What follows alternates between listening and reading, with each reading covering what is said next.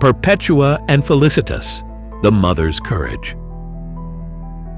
Imagine being a young mother, barely in your 20s, holding your newborn child in your arms, not in a hospital room or a nursery, but in a prison. And outside your cell, the roar of an angry crowd echoing through the walls, demanding your assassination.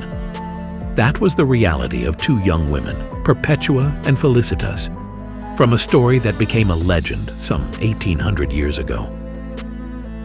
Perpetua was just 22 years old. She lived in the 3rd century Carthage, a Roman province in North Africa.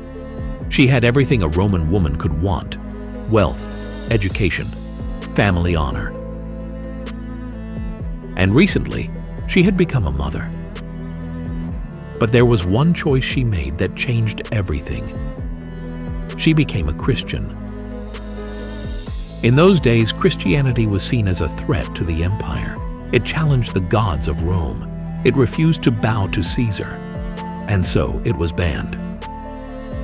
Perpetua's arrest came quickly. Soldiers dragged her from her home, her baby taken with her into prison. Her father, a Roman loyalist, rushed to her cell, frantic. "Perpetua, please. Think of me, your father. Think of your baby. Just offer the sacrifice to the emperor. Deny Jesus with your lips. You just have to say it and not even mean with your heart, and you'll be free." But she looked him in the eye and said gently, "Father, do you see this cup?" "Yes," he replied. "Can it be called anything other than what it is?" "No. Neither can I be called anything but what I am, a Christian." That quiet defiance shook even the guards. That night, in the stench and shadows of the prison, God gave Perpetua a dream. She saw a narrow ladder reaching to heaven. Sharp weapons lined its sides, and at the bottom, a ferocious dragon waited to devour anyone who tried to climb. But Perpetua stepped on the dragon's head, unharmed, and ascended. At the top, she entered a beautiful garden where a radiant man welcomed her. He handed her a crown. She had never experienced anything like this before. She woke up with peace, even when she knew that she was going to face a trial. On the day of her trial, the courtroom was filled.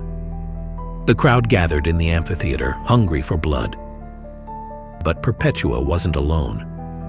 By her side was Felicitas, a Christian, a friend and partner who had displayed the same courage that Perpetua had shown.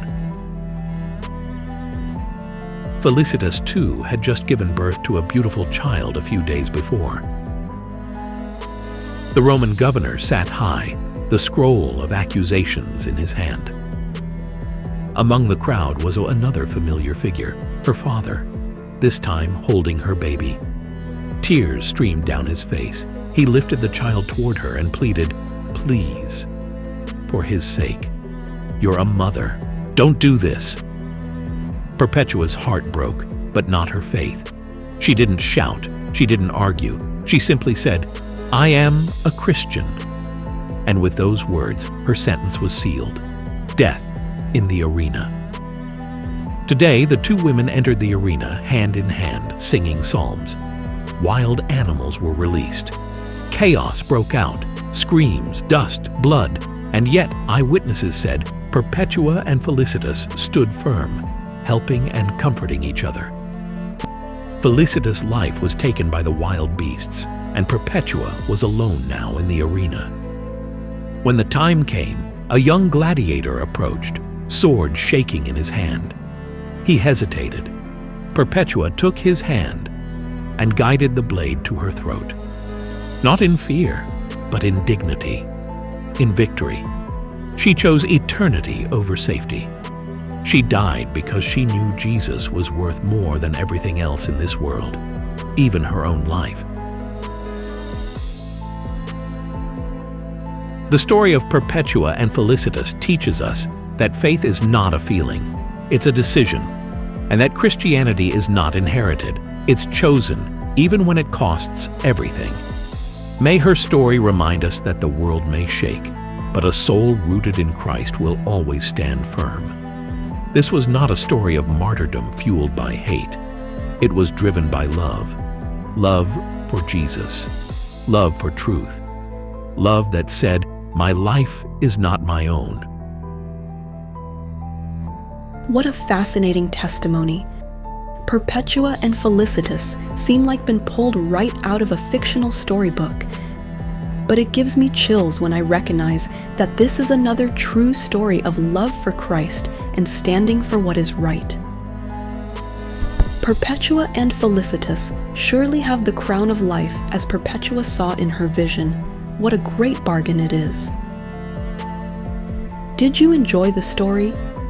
Please consider subscribing to the channel and share the channel with your friends. This encourages us to research more such stories of faith and courage and present to you. Thank you for watching and stay blessed.